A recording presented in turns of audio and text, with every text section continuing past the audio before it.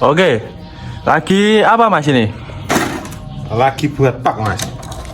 Oke. Terus kali ini mau ngasih penjelasan apa Mas ini? Mas, ini berhubung kita lagi buat packing, ini kita buat konten Mas.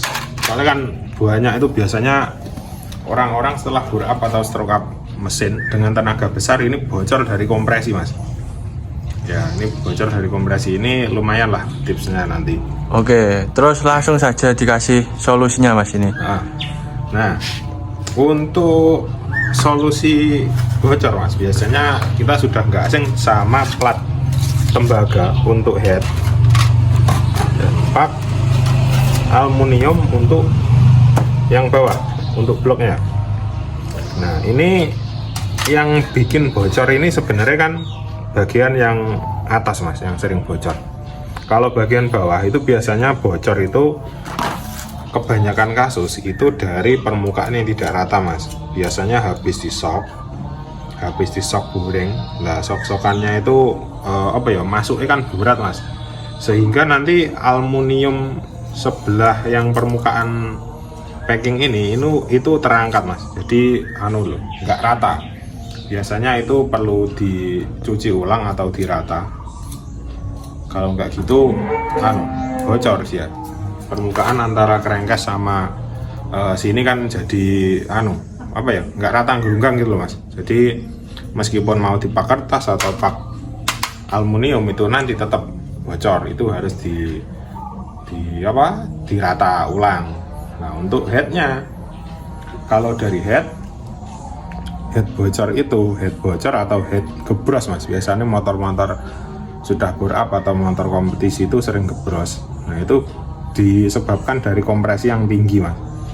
Kompresi yang tinggi, terus para mekanik sebenarnya menggunakan ini Mas, apa ini namanya, plat tembaga ya. Plat tembaga gunanya untuk menutup rongga antara ini Mas, antara besi, liner besi sama aluminium. Kenapa kok harus ditutup Mas? Soalnya motor-motor dengan kompresi tinggi itu harus dikasih nut Mas. Nut itu semacam Mas, antara ketinggian aluminium sama besi ini lebih tinggi yang besi Mas. Dia tuh ngenat, ini kalau disogok sini ini mandek gitu Mas. Tapi tipis banget ya. Ini tipis banget, sehingga nanti begitu packing tembaga ini yang sifatnya agak lunak, ini keplenet di sini, dia akan mengunci kompresi Mas, mengunci kompresi. Dan ada plusnya lagi, di bagian oli nanti tetap aman, soalnya ini kan lunak, jadi tetap bisa menutup di bagian ini, seperti itu Mas. Oke, terus untuk ketebalan itu apa ada pengaruhnya Mas, tebal tipisnya dari plat ini? Kalau untuk tebal dan tipis Mas, seperti semisal Mas, packing yang bawah, yang aluminium ya, ini saya punya beberapa ukuran dari 05, 08, ini 1 mili. Ini ada beberapa ukuran. Ini nanti kalau masalah tebal dan tipis ini tergantung kebutuhan blok sama pistonnya, seperti itu. Kalau untuk tembaganya ini Mas, biasanya sering dipakai itu 04, 05, 06. Biasanya jarang pakai yang tebal banget. Tapi minusnya kalau pakai yang terlalu tipis nanti bisa nyunyut. Kena panas itu nyunyut itu apa ya? Nyusut. Mekar. Malah mekar, kena panas sih mekar. Akhirnya antara lubang ini jadi nggak beraturan gitu. Cuma sekali pakai. Jadi agak tebel ya bagus. Jangan di bawah 04 tapi. Oke, terus untuk keawetan gimana Mas? Seumpama pakai plat kayak gini. Nah, untuk keawetan ini dibilang awet banget Mas. Untuk plat seperti ini, dari plat aluminiumnya kalau dikasih di bawah itu keunggulannya kan Mas, dia itu tidak ambles. Kalau kertas kan lama kelamaan ambles. Nah, kalau aluminium kan lebih minim ambles, dia lebih awet. Kalau untuk yang head biasanya yang bikin nggak awet itu loh mas, lemnya. Lem masih kotor kita bersihkan. Kalau tidak pakai teknik yang benar itu justru ngikis, jadi nggak rata, kita harus beli lagi packingnya.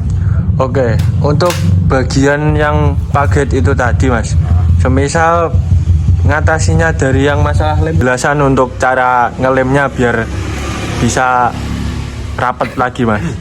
Nah, lem untuk paget ini mas, ada beberapa lem soalnya yang kita pakai.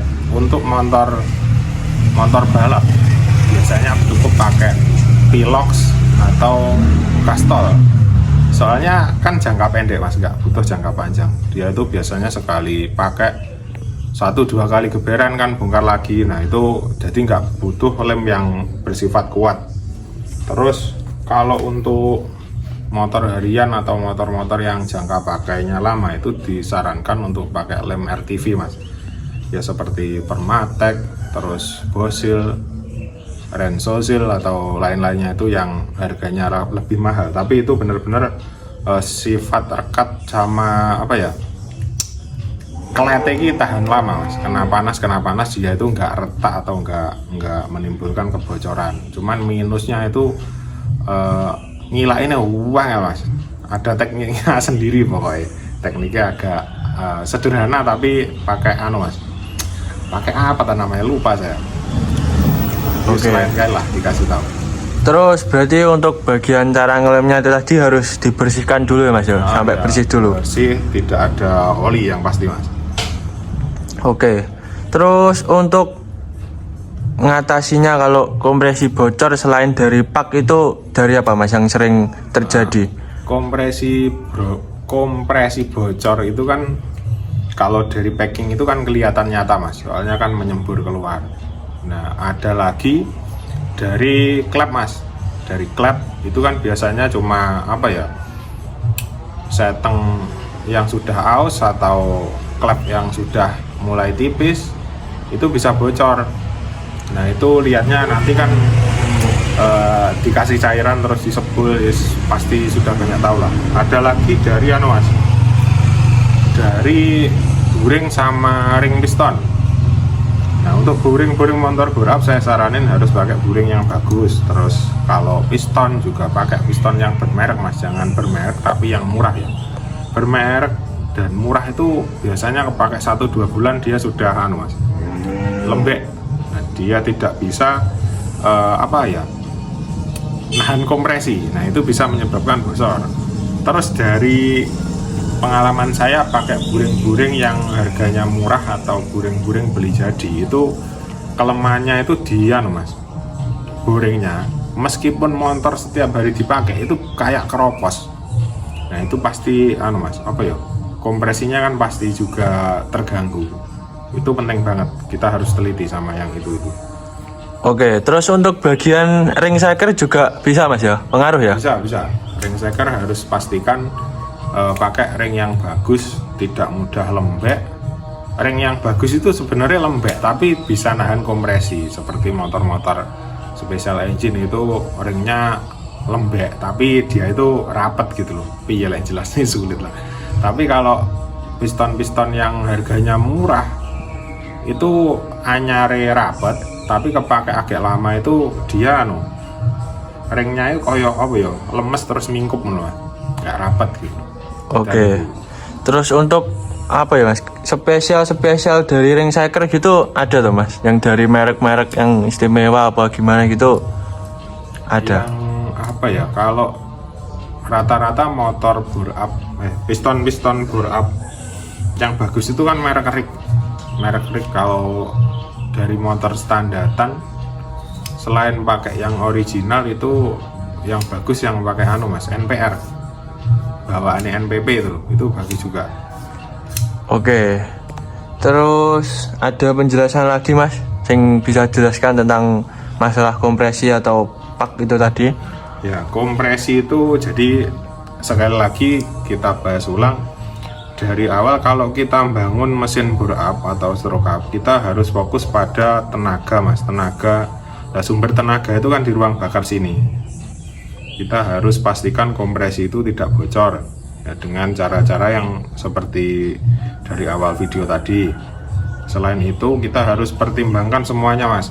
Semisal kayak bahan bakar yang dipakai, material yang dipakai itu harus kita pertimbangkan. Jangan sampai barangnya atau spare partnya ibaratnya kita pakai piston dan klep yang jelek tapi kita kasih kompresi yang tinggi, itu kan juga percuma. Atau kita pakai BBM Pertalite tapi kita kasih kompresi yang tinggi, itu kan juga percuma. Jadi semuanya harus kita perhitungkan saat bangun mesin, saat kita ngerancang mesin. Semua spare part dan kebutuhan nanti kita harus pertimbangkan di awal. Dan harus jelas mas ya tujuannya maksudnya buat ya. apa? Dari awal harus ada tujuan motornya untuk pakai apa, untuk keperluan apa. Jadi nanti pihak bengkel itu ngerancangnya enggak apa ya, enggak nanti dibuat gini sano dipakai gini gitu loh. Harus kenceng. Kalau buat di jalan raya, tanah juga tanah, atau untuk spesifiknya buat balap. Kalau buat ongkek, kalau buat harian, cuma buat harian ngopi saja juga harus seperti itu. Jangan sampai mas cuma buat ngopi nanti dipakai untuk ongkean terus kalah dan lain-lain. Itu kan bukan salah bengkelnya.